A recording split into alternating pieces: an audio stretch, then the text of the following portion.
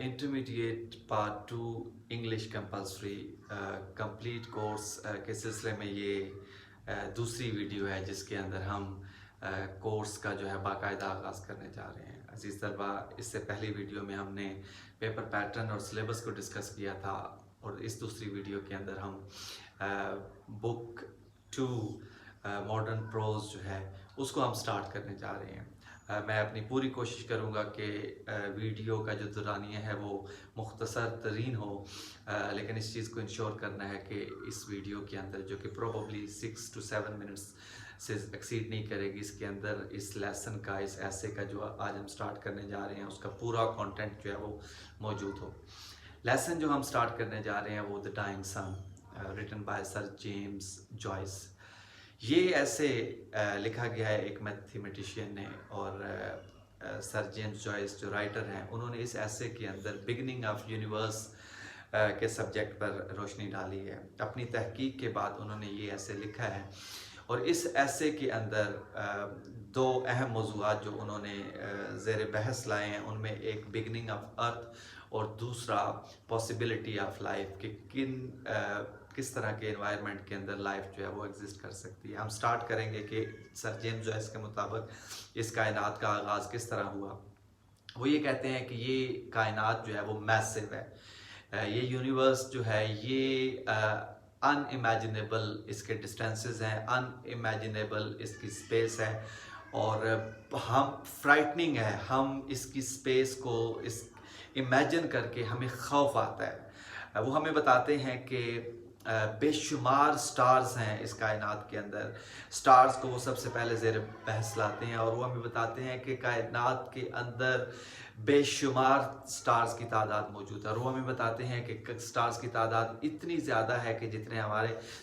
अर्थ के इस प्लैनेट के ऊपर सहरा मौजूद हैं और सहरा के अंदर जितने रेत के ज़र्रात हैं, रेत के ज़र्रात के बराबर सितारों की तादाद मौजूद है। और फिर साथ वो ये बताते हैं कि एक एक सितारा इतना बड़ा है कि उसके अंदर अगर हज़ारों ज़मीनें जो प्लैनेट अर्थ है वो पूरे का पूरा इस जैसे हज़ारों अगर सितारे एक सितारे के अंदर डाल दिए जाए, उससे पैक कर दिया जाए उसको, लेकिन उसके बावजूद फिर भी उसके अंदर स्पेस जो है वो बाकी बच जाती है। फिर तीसरी चीज़ वो ये हमें बताते हैं कि स्पेस इतनी, वर्ल्ड यूनिवर्स इतनी स्पेशियस है कि ये सितारे जिनका साइज़ वो इतना बड़ा बताते हैं और इतनी ज़्यादा तादाद में वो बताते हैं कि स्टार्स हैं, तो वो कहते हैं कि सितारे मूव करते हैं और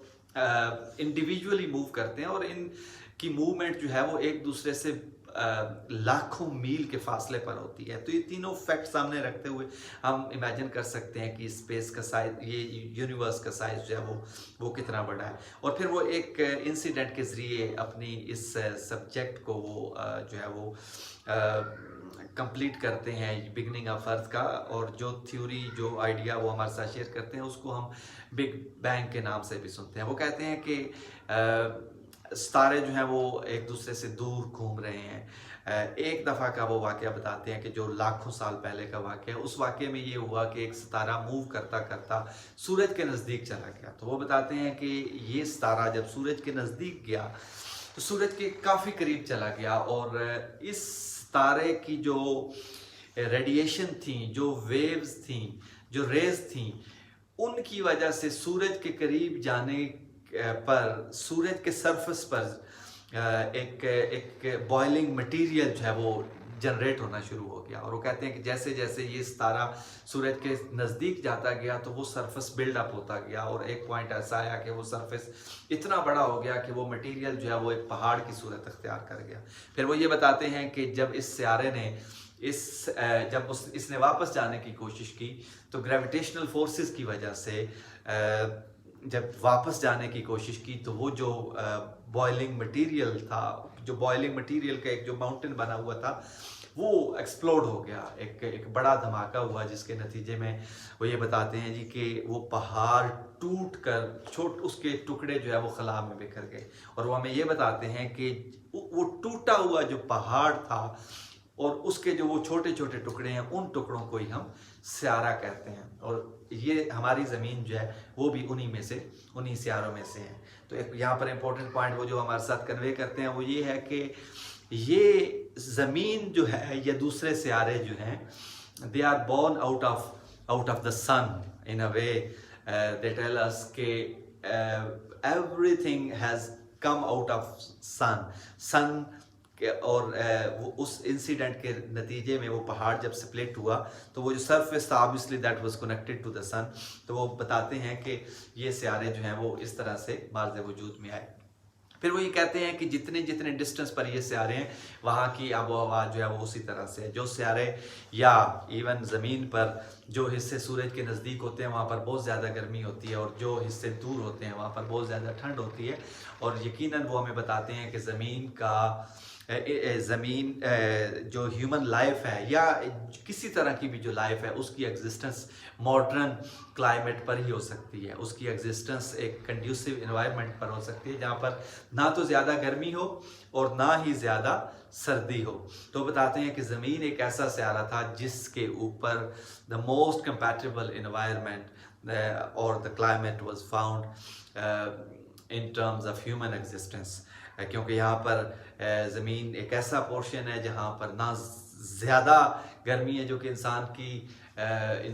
की बर्दाश्त से बाहर हो और ना बहुत ज़्यादा सर्दी है। यकीनन एक मॉडरेट इन्वायरमेंट चाहिए ह्यूमन लाइफ और उस एग्जिस्टेंस के लिए। यहाँ पर वो इंसानी लाइफ के आगाज़ के बारे में भी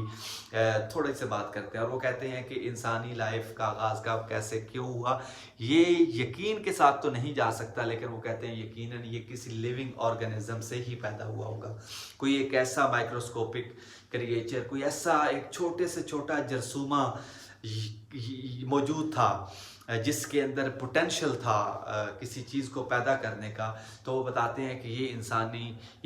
जो लिविंग बीइंग्स हैं इनका आगाज़ इसी तरह के किसी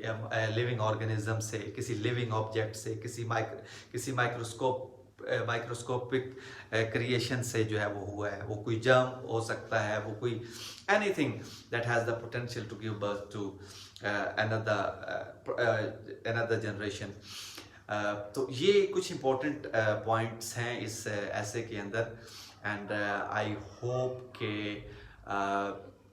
we have included the main important points of this essay and I hope it will help you. इस वीडियो के लिए इतना ही। नेक्स्ट वीडियो के साथ इंशाल्लाह वीडियो नंबर 3 के साथ आपके सामने पेश होऊंगा। Thank you very much.